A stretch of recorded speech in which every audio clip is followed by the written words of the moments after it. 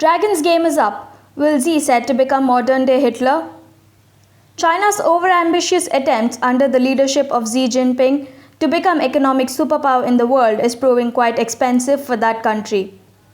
Many feel China, which almost on the verge of accomplishing that top slot, has messed up things by gifting COVID-19 to the rest of the world. Such a gift is unacceptable as it proved beyond doubt that its inhuman and barbaric biological killings through pandemic spread is just unacceptable and unpardonable. That's why 120 countries, including India, have passed that resolution in World Health Organization Special Assembly demanding for an independent probe. But Chinese decision to encourage Nepal to provoke India after Defense Minister Rajnath Singh inaugurated the road to Kailash Manasarovar can be easily linked to Chinese getting frustrated as their game is up as far as spread of pandemic to the rest of the world was concerned. But a frustrated China chose a road being built by India for pilgrims to cut short their route to reach Kailash Manasarovar in Tibet as a bone of contention using Nepal as a pawn. This was even confirmed by none other than the Indian Army Chief General Navarin. Listen to him. Few of the questions which were asked in the later part as far as the road is concerned to Dipu Lake, I do not see any contradiction in that at all. In fact, the Nepalese ambassador had mentioned that the area east of the Kali Nadi belongs to them.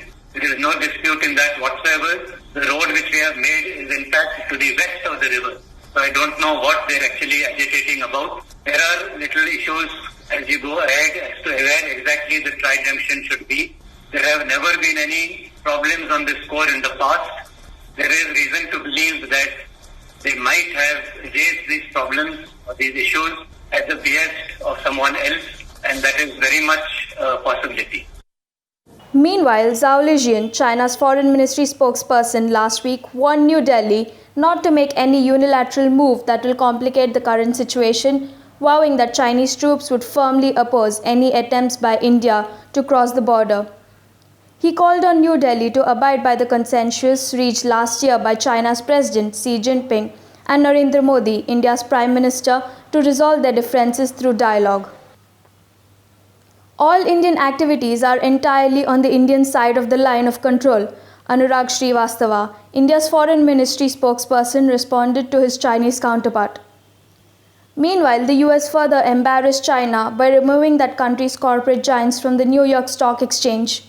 Also strengthening Indo-US relations, especially the chemistry between US President Donald Trump and Indian Premier Narendra Modi, had also become a major irritant to Chinese President Xi Jinping to establish his hegemony in the Asia-Pacific region. You know, years ago, we made our own product.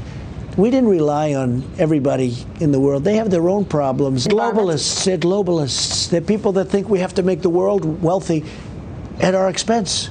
I don't even know where these people come from. But those days are over. And if nothing else, over the last 2 months, it's been proven to be right. They should have never let this happen. So I make a great trade deal, and now I say, it just doesn't feel the same to me. The ink was barely dry, and the plague came over, and it doesn't feel the same to me.